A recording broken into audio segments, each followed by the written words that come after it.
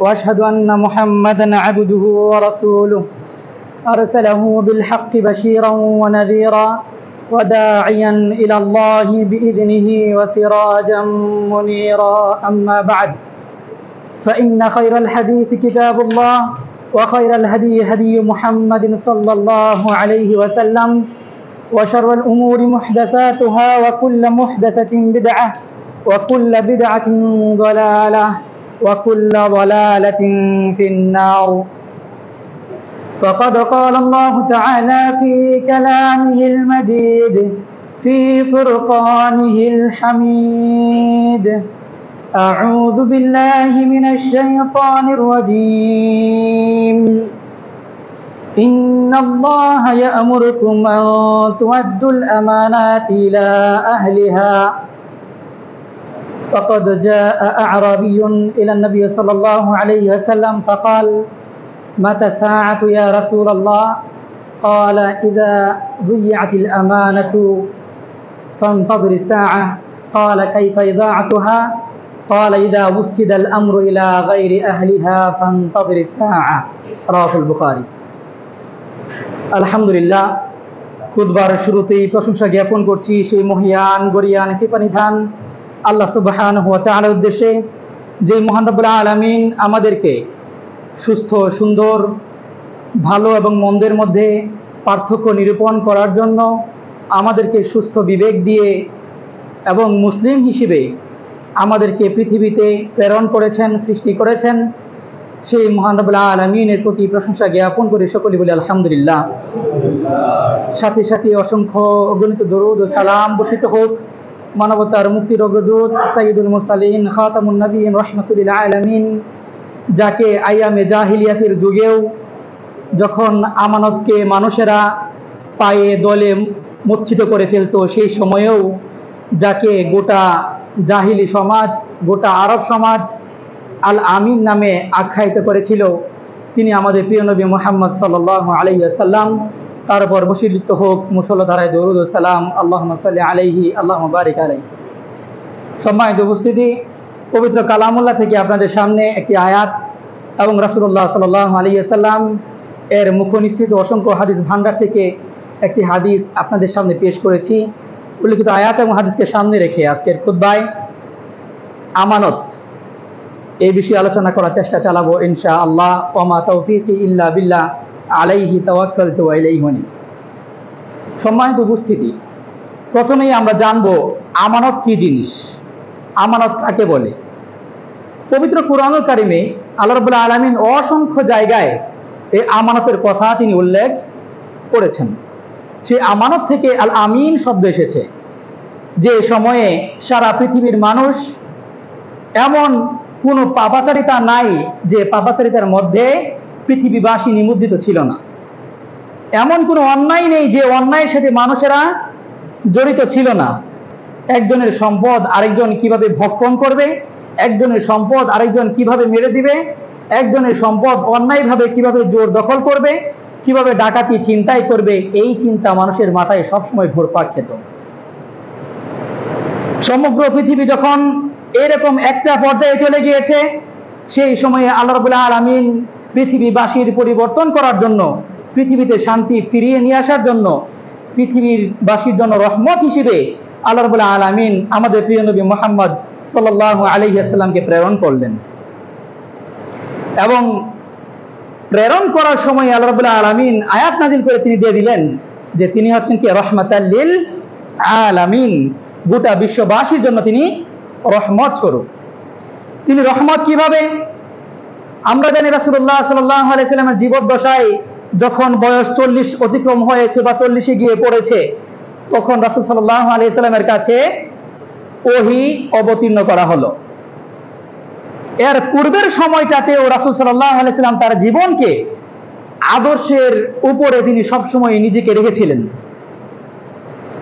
এই জন্যই মানুষেরা যখন আরেকজনের টাকা, আরেকজনের সম্পদ নষ্ট করে দেওয়ার ধান্দায় থাকতো, ঠিক তখনও রাসূলুল্লাহ সাল্লাল্লাহু আলাইহি ওয়াসাল্লাম এমন একটা অবস্থানে ছিলেন, এমন একটা পর্যায়ে ছিলেন, এমন একটা অবস্থানে তিনি নিজেকে প্রতিষ্ঠিত করেছিলেন, যে কারণে গোটা মক্কাবাসী তাদের যত ধরনের আমানত ছিল যত ধরনের অর্থ সম্পদ ছিল সবগুলো যদি আমানত রাখার প্রয়োজন পড়তো তাহলে তারা সেটা রাখতো কোথায়?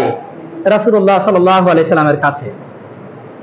অর্থাৎ রাসূলুল্লাহ সাল্লাল্লাহু আলাইহি সাল্লাম শুধুমাত্র নবুয়ত পরবর্তী সময়েই তিনি মানুষের জন্য, আমাদের জন্য, পৃথিবীবাসীর জন্য রহমত হিসেবে ছিলেন তা নন, বরং রাসূলুল্লাহ সাল্লাল্লাহু আলাইহি সাল্লামের জীবনের শুরু থেকে নিয়ে শেষ পর্যন্ত যা কিছু আছে গোটাটাই আমাদের বিশ্ববাসীর জন্য রহমত। এই জন্যই মানুষেরা ভালোবেসে আমাদের প্রিয় নবী মুহাম্মদ সাল্লাল্লাহু আলাইহি সাল্লামের নাম দিয়েছিলেন কি? আল আমিন। এখানে একটা বিষয়, সেটা হচ্ছে আল আমিন নামটা তারা দিয়েছেন, সে আল আমিন নামটা কি দিয়েছেন শুধুমাত্র আমানতকে রাসূল সাল্লাল্লাহু আলাইহি সাল্লাম ঠিকঠাক মতো রাখতেন এই জন্য, বরং তারা আল আমিন নামটা এই জন্যই রাসূল সাল্লাল্লাহু আলাইহি সাল্লামকে উপাধি দিয়েছিলেন কারণ রাসূল সাল্লাল্লাহু আলাইহি সাল্লাম যখন কথা বলতেন তিনি সত্য ছাড়া কখনো মিথ্যা কথা বলতেন না। আমিন, আল আমিন নাম এই জন্যই দেওয়া হয়েছিল যখন রাসূল সাল্লাল্লাহু আলাইহি সাল্লামের কাছে কোনো সম্পদ গচ্ছিত রাখা হতো, আমানত রাখা হতো, তখন তারা সেটাকে ওভাবেই পেত যেভাবে তারা শুরুতে দিয়েছিল। আল আমিন নামটা এই জন্যই তার উপাধি দিয়েছিল কারণ যেখানে সবখানে যখন জুলুম নির্যাতনের একটা বিশাল একটা অবস্থা চলছিল সেই সময় রাসূল সাল্লাল্লাহু আলাইহি সাল্লামের কাছে মানুষেরা যখন যেত তখন তারা প্রশান্তি নিয়ে তারা ঘরে ফিরে আসতো। এরপরে সেই আমানত যে শুধুমাত্র অর্থ সম্পদ গচ্ছিত রাখার নাম নয়, তারও একটা উদাহরণ, তারও একটা দলিল আমরা পবিত্র কোরআনেই দেখতে পাই। আমরা মূসা আলাইহিস সালামের ঘটনা যখন দেখি, মূসা আলাইহিস সালাম যখন ফেরাউনের কবল থেকে বাঁচার জন্য সে মিশর থেকে হিজরত করে অন্যদিকে যখন যাচ্ছিলেন তখন সেখানে সারা রাস্তা ক্লান্তিকর অবস্থানে এসে তিনি একটা গাছের ছায়ায় আশ্রয় নিয়ে একটু বিশ্রাম নিচ্ছিলেন। সেই সময় একজন নবীর দুজন কন্যা এসেছিলেন, তাদের যে পশু ছিল সেই পশুকে পানি খাওয়ানোর জন্য, কূপ থেকে পানি খাওয়ানোর জন্য। সেই সময়েও নারীদেরকে দুর্বল ভাবা হতো।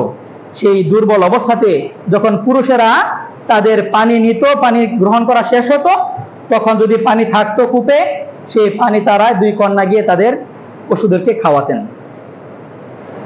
তখন মূসা আলাইহিস সালাম এই বিষয়টা লক্ষ্য করে তিনি নিজে গিয়ে পানি এনে তাদের পশুকে খাওয়ালেন। এরপরে যখন দুই কন্যা তাদের পিতার কাছে গেলেন, তার পিতার কাছে গিয়ে বললেন, হে আমাদের পিতা, আপনি শুনুন, ইয়া আবাতি ইস্তাজিরহু, হে আমার বাবা, আপনি কি করেন, একে আমাদের কাজের লোক হিসেবে আপনি রেখে দেন।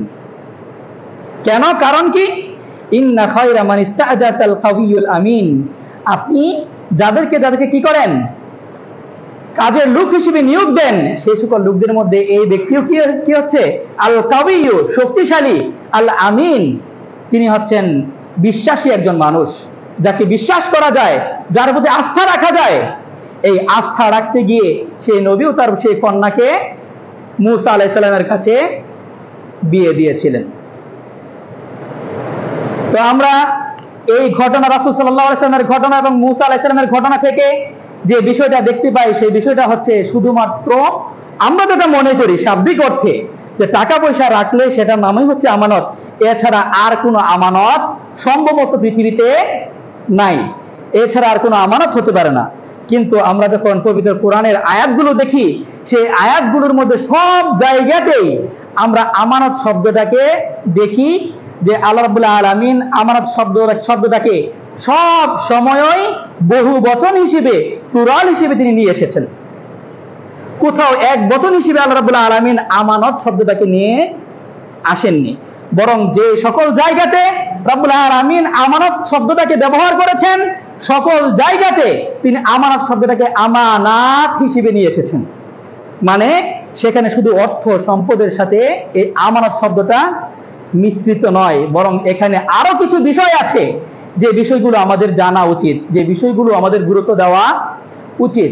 আল্লাহ রাব্বুল আলামিন বলছেন, ইন্নাল্লাহা ইয়া'মুরুকুম, আল্লাহ রাব্বুল আলামিন তোমাদেরকে আদেশ করেছেন, নির্দেশ দিয়েছেন, কিভাবে, আন তুআদ্দুল আমানাতি ইলা আহলিহা, যাতে করে তোমরা কি করো, তোমাদের আমানতগুলো যার কাছে দেওয়া দরকার, যারা তোমাদের কাছে আমানত রেখেছে সেই আমানতগুলো যারা হকদার যাদের আমানত গচ্ছিত জিনিস ছিল সেগুলো তাদের কাছে ফিরিয়ে দেওয়ার ব্যাপারে রাব্বুল আলামিন তোমাদেরকে আদেশ করেছেন।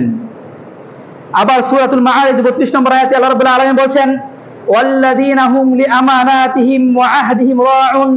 মুমিনদের বিষয়ে পরিচয় বর্ণনা করতে গিয়ে কারা মুমিন হবে, মুমিনদের গুণাবলী কি কি হতে পারে, মুমিনদের সিফাত কি হতে পারে, সেই বিষয়গুলো আল্লাহ রাব্বুল আলামিন বর্ণনা করে দিয়ে তিনি এক পর্যায়ে বলছেন, ওয়াল্লাযীনা হুম লিআমানাতিহিম ওয়া আহদিহিম রাউন।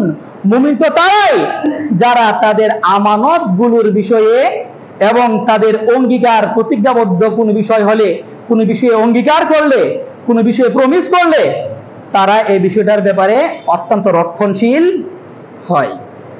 অর্থাৎ মুমিনদের অন্যতম আলামত হচ্ছে, অন্যতম পরিচায়ক হচ্ছে এরা আমানতকে সবসময় কি রাখবে, সঠিক অবস্থানে রাখবে, কখনো আমানতের খেয়ানত করবে না। এরপরে আল্লাহ রাব্বুল আলামিন আরো বলেন, ইয়া আইয়ুহাল্লাযীনা আমানু লা তাখুনুল্লাহ ওয়া রাসূলা ওয়া তাখুনু আমানাতিকুম ওয়া আনতুম তা'লামুন। হে ঈমানদারগণ, তোমরা কি করবে না, আল্লাহ এবং তার রাসূলের সাথে কখনো আমানতের খেয়ানত করবে না। এবং মুমিনরা তোমরা যখন কোন বিষয়ে তোমাদের কাছে আমানত রাখা হয় সেগুলোর বিষয়ে তোমরা কখনো খেয়ানত করবে না। সেই আমানতগুলো কি কি বিষয় হতে পারে? শুধুমাত্র অর্থ সম্পদ কিনা সেই বিষয়ে যদি আমরা রাসূল সাল্লাল্লাহু আলাইহি সাল্লামের হাদিসের দিকে তাকাই তাহলে আমরা দেখতে পারবো, সর্বপ্রথম সবচেয়ে বড়, সবচেয়ে বৃহত্তর যে আমানত, সে আমানতটা হচ্ছে কি, আমাদের জন্য রাষ্ট্রীয় যে দায়িত্বশীল আছে সে দায়িত্বশীল নির্বাচন করার ক্ষেত্রে আমানতদারিতা রক্ষা করা। এটাই হচ্ছে সবচেয়ে বড় আমানত। একজন বেদিন ব্যক্তি এসে রাসূল সাল্লাল্লাহু আলাইহি সাল্লামকে জিজ্ঞাসা করলেন, মাতা সাআতু ইয়া রাসূলুল্লাহ, হে আল্লাহর রাসূল সাল্লাল্লাহু আলাইহি সাল্লাম, কিয়ামত কখন সংঘটিত হবে? আল্লাহ রাসূল সাল্লাল্লাহু আলাইহি সাল্লাম বললেন, ইযা যুইয়াতিল আমানাতু ফান্তাযিরি সাআ। যখন আমানতের খেয়ানত করা হবে, যখন আমানতের ব্যাপারে মানুষের কাছে কোনো দ্বিধাদ্বন্দ্ব থাকবে না, যত ধরনের আমানত আছে সব ধরনের আমানতগুলোকে যখন তুমি দেখবে যে মানুষেরা আমানতের খেয়ানত করছে, মানুষেরা আমানতের সাথে গাদ্দারি করছে, তখন তুমি কিয়ামতের জন্য অপেক্ষা করতে থাকবে। সাহাবী জিজ্ঞাসা করলেন, কাইফা ইদাআতুহা ইয়া রাসূলুল্লাহ সাল্লাল্লাহু আলাইহি সাল্লাম, আমানত আবার নষ্ট হয় কিভাবে? আমানত কি কি কারণে আমানত বিনষ্ট হয়? রাসূলুল্লাহ সাল্লাল্লাহু আলাইহি সাল্লাম বললেন, ইযা উসিদাল আমরু ইলা গায়রি আহলিহি ফান্তাযিরিস সাআ। যখন দায়িত্ব এমন কোন মানুষের কাছে অর্পণ করা হবে যে এই কাজের উপযুক্ত নয়, এই কাজের যোগ্য নয়, তখন যখন তোমরা দেখবে তোমাদের রাষ্ট্রীয় কাজ, তোমাদের বিভিন্ন দায়িত্ব, এগুলো যখন অযোগ্য ব্যক্তির কাছে অর্পণ করা হবে, তখন তোমরা কিয়ামতের জন্য অপেক্ষা করতে থাকবে।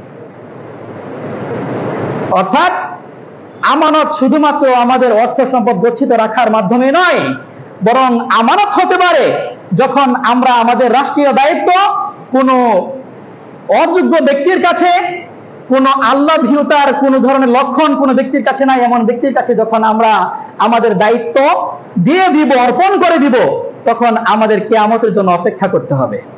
তখন আমাদের বুঝে নিতে হবে যে আমাদের আর কিয়ামতের সময় বেশি দূরে নেই, বরং কিয়ামতের সময় অতি সন্নিকটে চলে এসেছে। সম্মানিত উপস্থিতি, রাসূলুল্লাহ সাল্লাল্লাহু আলাইহি সাল্লাম এই রাষ্ট্রীয় কাজটাকে অনেক বেশি রকম তিনি ভয় করতেন, এবং তার পরবর্তী সাহাবায়ে কেরামগণ আমরা দেখেছি রাসূলুল্লাহ সাল্লাল্লাহু আলাইহি সাল্লামের পরবর্তী সময়ে কে খলিফা নির্বাচিত হবেন এই জন্য প্রায় 3 দিন পর্যন্ত রাসূল সাল্লাল্লাহু আলাইহি সাল্লামের দাফন কার্য সম্পাদিত হচ্ছিল না। কাকে দায়িত্ব দেওয়া যায় এই জন্য মানুষদের মধ্যে একটা শোরগোল চলে এসেছিল। সবাই চলে গেলেন যে রাসূল সাল্লাল্লাহু আলাইহি ওয়াসাল্লামের পরে সবচেয়ে যোগ্য ব্যক্তি হচ্ছেন আবু বকর রাদিয়াল্লাহু তাআলা আনহু। সবাই চলে গেলেন যে আবু বকর রাদিয়াল্লাহু তাআলা আনহু রাসূল সাল্লাল্লাহু আলাইহি ওয়াসাল্লাম আমাদের কাছ থেকে গত হয়ে গিয়েছেন, সুতরাং খোলাফায়ে রাশিদার যে একটা সোনালী যুগের ব্যাপারে রাসূল সাল্লাল্লাহু আলাইহি ওয়াসাল্লাম আমাদেরকে বলে গিয়েছিলেন, শুভ সংবাদ দিয়েছিলেন, সেই কাজের সূচনা আপনার মাধ্যমে করা হোক। আবু বকর রাদিয়াল্লাহু তাআলা আনহু সরাসরি এই কাজ থেকে তিনি নাকচ করে দিলেন, এই আবেদনকে তিনি নাকচ করে দিলেন যে না, তোমরা অন্য কাউকে দাও, উমরকে দাও, উসমানকে দাও, আলীকে দাও, অন্য কাউকে দাও, আমাকে এই কাজের দায়িত্ব তোমরা দিও না। আবু বকর রাদিয়াল্লাহু তাআলা আনহু সেই দায়িত্ব থেকে তিনি পলায়ন করেছিলেন। দায়িত্ব যাতে করে তার কাঁধে না আসে, এই জন্য রাসূলুল্লাহ সাল্লাল্লাহু আলাইহি ওয়াসাল্লাম এরপরে আবু বকর রাদিয়াল্লাহু তাআলা আনহু দায়িত্ব নিতে তিনি প্রথমত অস্বীকার করেছিলেন, নাকচ করেছিলেন। রাসূলুল্লাহ সাল্লাল্লাহু আলাইহি ওয়াসাল্লাম এই দায়িত্বগুলো বিষয়ে এটাকে এত বড় একটা আমানত হিসেবে তিনি আখ্যায়িত করেছেন। রাসূল সাল্লাল্লাহু আলাইহি ওয়াসাল্লাম বলেন, ইন্নাকুম সাতাহরুসুনা আলাল ইমারাত, তোমরা অচিরেই এই দায়িত্ব পাওয়ার জন্য লোভী হয়ে যাবে, দায়িত্ব পাওয়ার জন্য তোমরা আগ্রহী হয়ে যাবে, তোমাদের আগ্রহ বেড়ে যাবে কিভাবে দায়িত্ব পাওয়া যায়, কিভাবে ক্ষমতা পাওয়া যায়, এই জন্য তোমাদের মধ্যে একটা প্রতিযোগিতা শুরু হয়ে যাবে। রাসূলুল্লাহ সাল্লাল্লাহু আলাইহি ওয়াসাল্লাম বলেন, ওয়াসাতাকুনু নিদামাতান ইয়াউমাল কিয়ামাতি, তোমরা যে ক্ষমতার জন্য তোমরা লোভী হয়ে গিয়েছো, তোমরা যে লোভী হয়ে যাবে ক্ষমতার জন্য, তোমরা যে আকাঙ্ক্ষী হয়ে যাবে, জেনে রাখো সেই লোভাতুর অবস্থাটার কারণেই কিয়ামতের দিন তোমাদের অপমানের কারণ হবে, তোমাদের লজ্জার কারণ হবে, তোমাদের আমানত বিনষ্ট করার কারণে কিয়ামতের দিন তোমরা লজ্জিত হবে, নিন্দিত হবে। রাসূলুল্লাহ সাল্লাল্লাহু আলাইহি ওয়াসাল্লাম বলেন, ফানি'মাল মুরদিআতু ওয়া বি'সাতিল ফাতিমা, দুধ পান যখন ছাগল বা গরু যখন দুধ দেয় তখন আমাদের কাছে কতই না ভালো লাগে, কিন্তু দুধ দেওয়া যখন শেষ হয়ে যায় তখন আমাদের সবার কাছে কি হয়ে যায়, গরুটা খারাপ হয়ে যায়, আর ভালো লাগে না। ঠিক তেমনই ভাবে রাসূলুল্লাহ সাল্লাল্লাহু আলাইহি সাল্লাম এই দায়িত্ব এবং ক্ষমতাটাকে ওই দুগ্ধবতী গাভীর মতো তিনি আখ্যায়িত করেছেন, যে যতদিন পর্যন্ত ক্ষমতায় থাকবে ততদিন পর্যন্ত সুফল তুমি পেতে থাকবে, কিন্তু কিয়ামতের ময়দানে যখন এই প্রত্যেকটা দায়িত্বের ব্যাপারে তোমাকে জিজ্ঞাসা করা হবে, প্রত্যেকটা দায়িত্ব তুমি সঠিকভাবে পালন করেছিলে কিনা, সঠিকভাবে আদায় করেছিলে কিনা, এই যে বিশাল বিশাল দায়িত্বের ব্যাপারে একটা একটা করে তোমাকে জিজ্ঞাসা করা হবে, তখন সেখানে বাঁচার কোনো সুযোগ থাকবে না। রাসূলুল্লাহ সাল্লাল্লাহু আলাইহি ওয়াসাল্লাম বলছেন, আলা কুল্লুকুম রাইন ওয়া কুল্লুকুম মাসউলুন আন রাইয়াতিহি, সাবধান, জেনে রেখো তোমরা প্রত্যেকেই হচ্ছে দায়িত্বশীল এবং প্রত্যেকে প্রত্যেকের দায়িত্ব সম্পর্কে জিজ্ঞাসা করা হবে। ফাল ইমামু রাইন ওয়া হুয়া মাসউলুন আন রাইয়াতিহি, একজন শাসক তিনি একজন দায়িত্বশীল, সুতরাং তাকেও তার দায়িত্ব সম্পর্কে জিজ্ঞাসা করা হবে। দায়িত্ব যত বেশি হবে জিজ্ঞাসাবাদের পরিমাণও ঠিক তত বেশি হবে।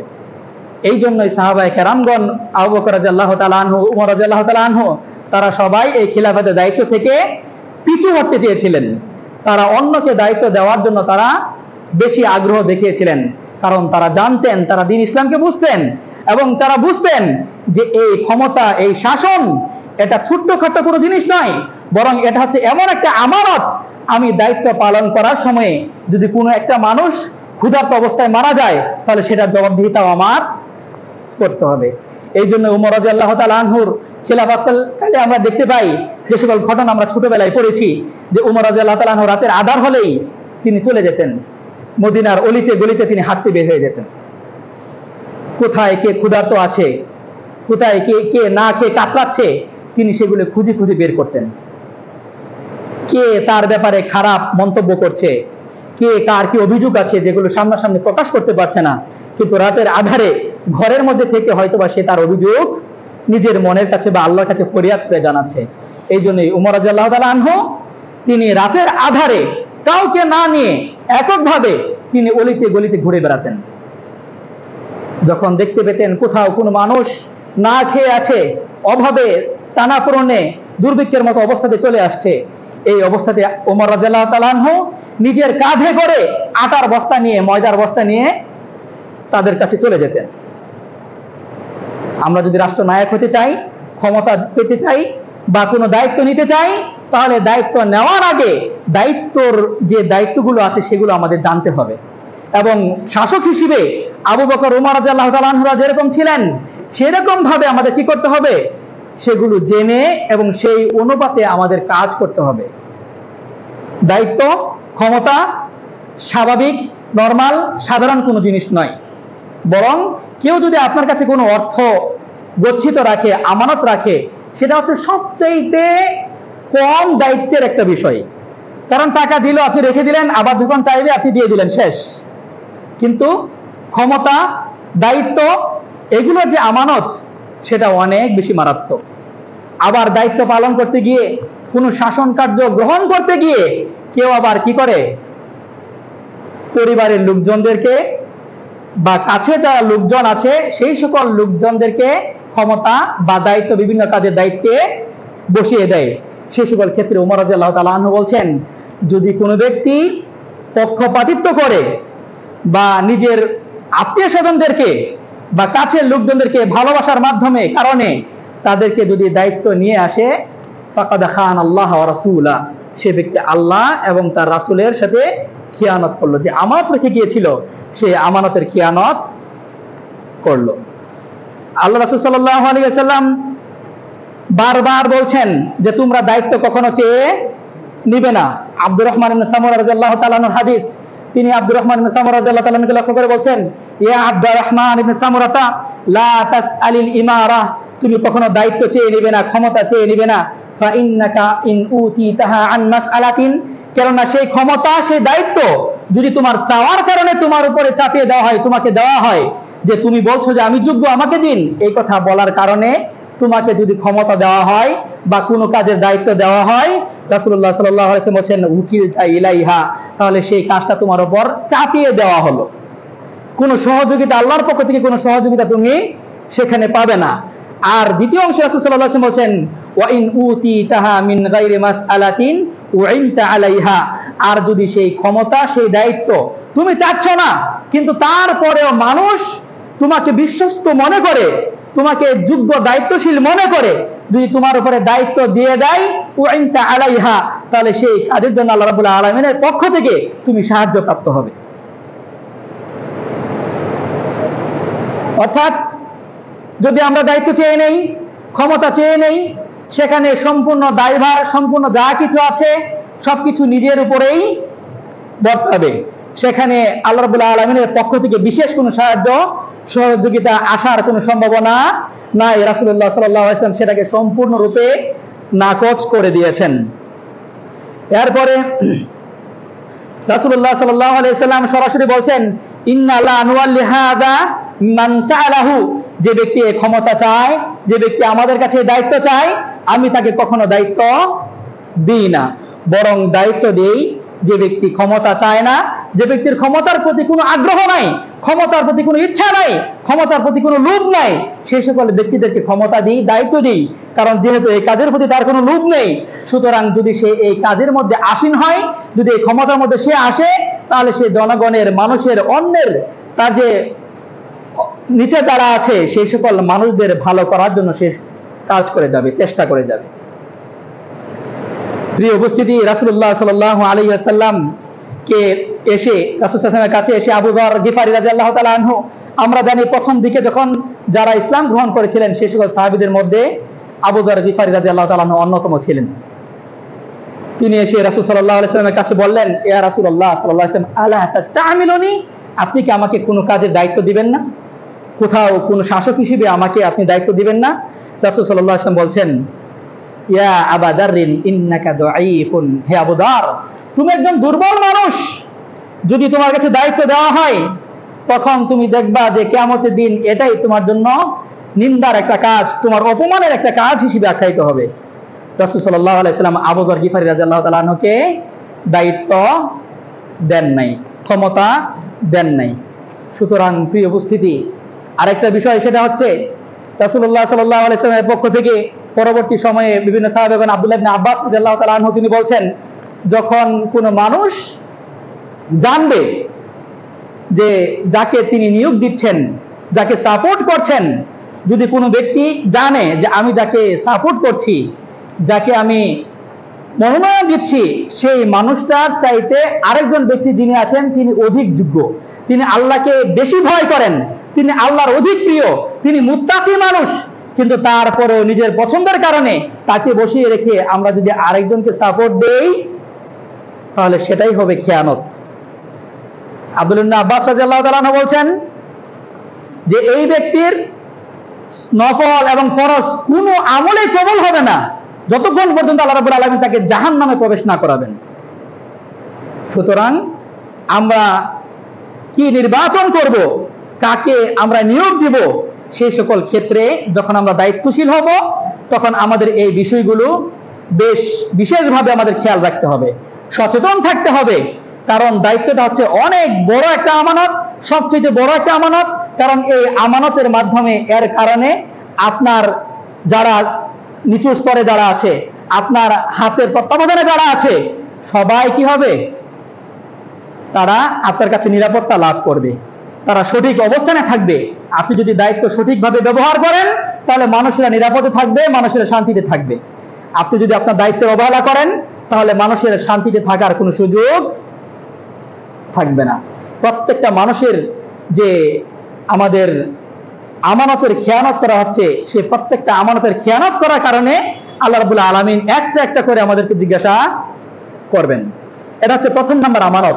দ্বিতীয় নাম্বার আমানত, যেটা আমরা সবাই জানি, সবাই বুঝি, সেটা হচ্ছে কোনো অর্থ সম্পদ যদি কারো কাছে দেওয়া থাকে, যদি কেউ দেয়, তাহলে সেটাকে সঠিকভাবে তার কাছে ফিরিয়ে দেওয়া, তার কাছে পৌঁছে দেওয়া, এটা হচ্ছে এক প্রকার আমানত। রাসূলুল্লাহ সাল্লাল্লাহু আলাইহি ওয়াসাল্লাম বলেছেন, আদ্দিল আমানাতা ইলা মানে তামানাক, যে ব্যক্তি তোমার কাছে আমানত রাখে, সেই আমানতগুলো তার কাছে সঠিকভাবে পৌঁছে দাও।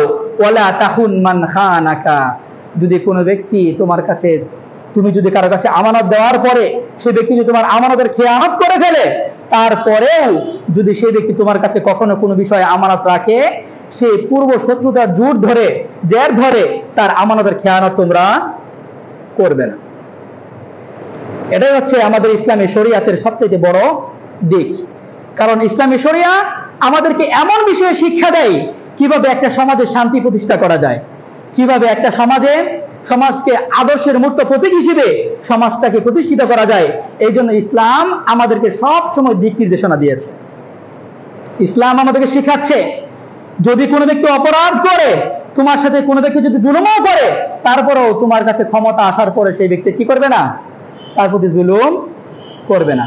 কেউ তোমার প্রতি অন্যায় করেছে, তোমাকে দুর্বল ভেবে, তোমাকে দুর্বল মনে করে তোমার উপর সে নির্যাতন চালিয়েছে, তুমি যখন সবল হয়ে যাবে, তখন যখন তোমার কাছে ক্ষমতা চলে আসবে, তখন ক্ষমতায় আসার পরেও তোমাকে আল্লাহ রাব্বুল আলামিন এই ক্ষমতা দেননি যে তুমি মানুষের উপরে সেই জুলুমের উপরে আবার জুলুম করবে। রাসূল সাল্লাল্লাহু আলাইহি ওয়াসাল্লাম বলছেন, যে ব্যক্তি তোমার কাছে আমানত রাখে, সে ব্যক্তির আমানত যেরকম ভাবে তুমি ফিরিয়ে দিবে, ঠিক অনুরূপ ভাবে কেউ যদি তোমার আমানতের খেয়ানত করে, তারপরও তোমার উপর দায়িত্ব হচ্ছে সেই আমানতটা তার কাছে সঠিকভাবে পৌঁছে দেওয়া। মুনাফিকদের আলামত হিসেবে চিহ্নিত করতে গিয়ে, আলামত বের করতে গিয়ে আল্লাহ রাসূল সাল্লাল্লাহু আলাইহি ওয়াসাল্লাম বলছেন, যখন তাদের উপরে কোনো আমানত রাখা হয়, খানা, তখন তারা সেই আমানতটাকে কি করে দেয়? খেয়ানত করে দেয়। এই আমানতের অন্যতম একটা ঘটনা গত কিছুদিন আগে আমরা দেখেছি পত্রপত্রিকায়, ফ্লাই এক্সপার্ট নামে একটা যে প্রতিষ্ঠান ছিল, সেখানে মানুষের শত কোটি টাকার উপরে নিয়ে টিকিট কাটার নাম করে দিয়ে টাকা নিয়ে, সে টাকাগুলো নিয়ে উধাও হয়ে গেছে। দুর্ভাগ্যের বিষয় হচ্ছে, আমাদের কিংসফোর্ড বিশ্ববিদ্যালয়ের সেই ব্যক্তির সাথে আমার একদিন দেখা হয়েছিল। আমাদের ইউনিভার্সিটি ঘুরতে এসেছিলেন, তখন ব্যক্তিকে ভালো হিসেবে সেই ব্যক্তির সাথে প্রায় 4-5 ঘন্টা আমাদের সময় আমরা কাটিয়েছি। আজ সে দুর্ভোগের সময়ে আমরা এসে দেখতে পেলাম, এই মানুষটা যারা মুচকি হেসে কথা বলে, সবসময় হাসি দিয়ে কথা বলে, এই মানুষের অন্তরের মধ্যে সমস্যা থাকতে পারে। মানুষে বিশ্বাস করে আপনার কাছে টাকা রাখবে, সে বিশ্বাসের, সে আমানতের খেয়ানত করে দিয়ে সেগুলো নিয়ে পালিয়ে যাওয়ার, সেগুলোকে নষ্ট করার কোনো অধিকার, কোনো ক্ষমতা, কোনো সুযোগ আমাদেরকে ইসলাম দেয়নি। এই জন্য মানুষ হিসেবে, মুসলিম হিসেবে আমাদের চেষ্টা করতে হবে যত বেশি আমানত থেকে দূরে থাকা যায়। কে আমানত রাখতে আসলেও আমাদের চেষ্টা করতে হবে, ঠিক আছে বাদ দাও, অন্য কারো কাছে দেওয়ার চেষ্টা করো, অন্য কারো কাছে রাখার চেষ্টা করো। আমার কাছে রাখলে হয়তো বা শয়তানের ওয়াসওয়াসাতে পড়ে বিভিন্ন সময় বিভিন্ন কিছু হয়ে যেতে পারে, এই জন্য সেখান থেকে আমাদের পলায়ন করা উচিত। কিন্তু আমরা বিভিন্ন রকম প্রলোভন দেখিয়ে মানুষের আমানতগুলো আমরা নিয়ে তারপর আমরা নিজের টাকা মনে করে আমরা চলে যাই। আল্লাহ রাব্বুল আলামিন আমাদের এই কঠিন অবস্থা থেকে আমাদেরকে বিরত থাকার তৌফিক দান করুন, আমিন। তৃতীয় নম্বর আমানত, সেটা হচ্ছে কোনো মানুষ যদি আমার কাছে কোনো কথা গোপন রাখে, কোনো কথা যদি আমাকে বিশ্বস্ত মনে করে, আপনাকে বিশ্বস্ত মনে করে কোনো কথা শেয়ার করে, কোনো কথা বলে, তাহলে সেই কথা আপনি অন্য কারো কাছে শেয়ার করতে পারবেন না। এটা বলার অধিকার ইসলাম আমাকে আপনাকে দেয়নি। রাসূলুল্লাহ সাল্লাল্লাহু আলাইহি সাল্লাম এটাকে আমানত হিসেবে তিনি আখ্যায়িত করেছেন। রাসূল সাল্লাল্লাহু আলাইহি ওয়াসাল্লাম বলেন, ইযা হাদ্দাসা রাজুলু হাদিসান, যখন কোনো মানুষ কারো সাথে কোনো একটা কথা বলে, ফালতাফাতা, এরপরে আবার এদিক সেদিক তাকায় দেখে যে কেউ কথাটা শুনে ফেললো কিনা, ফাহিয়া আমানাতুন, তাহলে সেটাই হচ্ছে কি আমানত। অর্থাৎ চুপিসারে গোপনে কোনো একটা জিনিস যদি আপনার সাথে শেয়ার করে, আপনার কাছে বলে, তাহলে সেই কথাটা আপনার কাছে আমানতের মতো রেখে দিতে হবে। কারোর সাথে শেয়ার করা যাবে না, কারোর সাথে বলা যাবে না, কারণ সেটা হচ্ছে একটা আমানত। তারপরে রাসূলুল্লাহ সাল্লাল্লাহু আলাইহি ওয়াসাল্লাম আরেকটা আমানতের কথা বলছেন, যখন রাজস্ব খাতে কোনো ব্যক্তিকে আমরা দায়িত্ব অর্পণ করি, তারপর ট্যাক্স তোলার জন্য, কর তোলার জন্য, সেই কর থেকে যদি কোনো একটা মানুষ সামান্য কোনো একটা অংশ যদি তুলে নেয়, তাহলে সে গাদ্দার হিসেবে, সে আমানতের খেয়ানতকারী হিসেবে যে অংশটুকু সে নিয়েছিল, যে অংশটুকু না বলে অতিরিক্ত হিসেবে সে নিয়েছিল, সেই অংশটুকুর জন্য আল্লাহ রাব্বুল আলামিনের কাছে কিয়ামত দিন সারা পৃথিবীর সমস্ত মানুষের সামনে হাজির হবে। মানুষরা তাকে দেখলেই বুঝতে পারবে, দেখলেই চিনতে পারবে যে এই মানুষটাকে রাষ্ট্রীয় কাজে, রাজস্ব কাজের দায়িত্ব দেওয়া হয়েছিল, কিন্তু সে রাজস্ব খাতকে ফাঁকি দিয়ে, করকে ফাঁকি দিয়ে সে এই জিনিসটা সে সরিয়ে নিয়েছিল, সে গ্রহণ করে নিজের নামে চালিয়ে দিয়েছিল। তাহলে সেই ব্যক্তিও আমানতের অন্যতম খেয়ানতকারী হিসেবে আল্লাহ রাব্বুল আলামিনের কাছে হাজির হবে। সম্মানিত উপস্থিতি, আরেকটা আমানত হচ্ছে মুশাওয়ারা করার ক্ষেত্রে, পরামর্শ দান করার ক্ষেত্রে। আল্লাহ রাসূল সাল্লাল্লাহু আলাইহি ওয়াসাল্লাম বলেন, আল মুস্তাশারু মু'তামিনুন, মুস্তাশার উপদেষ্টা, যার কাছে পরামর্শ চাওয়া হয়, যিনি পরামর্শ দেন, যার কাছে পরামর্শ চাওয়া হয়, সেই মানুষটা হচ্ছে কি আমানত রক্ষাকারী, সে ব্যক্তি হচ্ছে আমানতদারী ব্যক্তি। তার কাছে সে যখন কোনো ব্যক্তি যখন তার কাছে কোনো একটা বিষয়ে পরামর্শ চাইবে, তখন আল্লাহকে ভয় করে সঠিকভাবে তার পরামর্শ দিতে হবে। সেই ক্ষেত্রে মানুষের অকল্যাণের ক্ষেত্রে কোনো বিষয়ে পরামর্শ দেওয়ার কোনো সুযোগ দেওয়া হয়নি। উপদেষ্টা, সেটা আপনার ব্যক্তিগত উপদেষ্টাও হতে পারে, সেটা রাষ্ট্রীয় কাজের উপদেষ্টাও হতে পারে, বিভিন্ন কাজের উপদেষ্টাও হতে পারে। সেই ক্ষেত্রে উপদেষ্টা মানেই তার কাছে একটা আমানত, সেই আমানতটাকে সঠিকভাবে তাকে দিতে হবে। যখন পরামর্শ চাওয়া হবে, তখন পরামর্শ তাকে ভালো পরামর্শ, উত্তম পরামর্শ দিতে হবে। এবং যদি কখনো কোনো অন্যায় দেখা যায়, যে যিনি দায়িত্বশীল তিনি কোনো অন্যায় করছেন, তিনি খারাপ কাজের সাথে জড়িয়ে যাচ্ছেন, তিনি ভুল পথে পা বাড়াচ্ছেন, জনগণের বিরুদ্ধে একটা কাজ তিনি করে ফেলতেছেন, জনগণের দুর্ভোগ হতে পারে এমন কোন একটা কাজের দিকে তিনি অগ্রসর হচ্ছেন, তখন তিনি উপদেষ্টা থাকবেন, পরামর্শদাতা থাকবেন। তার দায়িত্ব, তার আমানত হচ্ছে তিনি তাকে সেই মন্দ কাজ থেকে, সেই খারাপ কাজ থেকে তাকে বিরত রাখার ব্যাপারে তাকে কথা বলতে হবে। চাটুকারিতা করার সুযোগ ইসলাম কাউকে দেয়নি। অন্যায় করার পরেও তার পদলেহন করার সুযোগ ইসলাম দেয়নি, বরং যেটা হক, যেটা সত্য, সেটা বলাকেই রাসূল সাল্লাল্লাহু আলাইহি ওয়াসাল্লাম আমানত হিসেবে তিনি কথা বলেছেন, আখ্যায়িত করেছেন। যখন সামনে কোনো অন্যায় সংগঠিত হতে দেখা যাবে, তখন সেই অন্যায়ের ব্যাপারে সরাসরি বলতে হবে, যেটা অন্যায় হয়েছে, সেটা পাপ হয়েছে, সেটা ভুল হচ্ছে, সেই ভুল থেকে আপনি ফিরে আসেন, এদিকে আর পা বাড়ায়েন না, সামনের দিকে আর যায়েন না, এখানে স্টপ হয়ে অন্যদিকে মনোনিবেশ করুন। এটাই হচ্ছে আমানত। আল্লাহ রাব্বুল আলামিন আমাদেরকে সুন্দরভাবে, সঠিকভাবে যে সকল বিষয়গুলো আমানত আমরা জানি, সেই আমানতগুলো জানার পরেও আর যে অতিরিক্ত 2-3টা আমানত হিসেবে আমরা নতুন করে জানলাম, সেই বিষয়টাও আমরা যাতে করে সঠিকভাবে পালন করতে পারি, আদায় করতে পারি, আল্লাহ রাব্বুল আলামিন আমাদের সকলকে সেই তৌফিক দান করুন, আমিন। আল্লাহ রাব্বুল আলামিন আমাদের সকলকে মুমিন মুত্তাকি হিসেবে আমানতের সঠিকভাবে রক্ষণাবেক্ষণ করা তৌফিক দান করুন, আমিন। যার উপর যে সকল দায়িত্ব আছে, সেই সকল দায়িত্বগুলো সঠিকভাবে পালন করতে পারি যাতে করে, আল্লাহ রাব্বুল আলামিন আমাদের সকলকে সেই তৌফিক দান করুন, আমিন। আস্তাগফিরুল্লাহ লি ওয়া লাকুম ওয়া লিসাইরিল মুসলিমিন। বারাকাল্লাহু লানা ওয়া লাকুম বিল কুরআনিল আযীম ওয়া নাফা'নি ওয়া ইয়্যাকুম বিমা ফীহি ওয়া যিকরিল হাকীম। ইন্নাহু তাআলা জাওয়াদুন কারীম মালিকুন বাররাউফুর রহিম।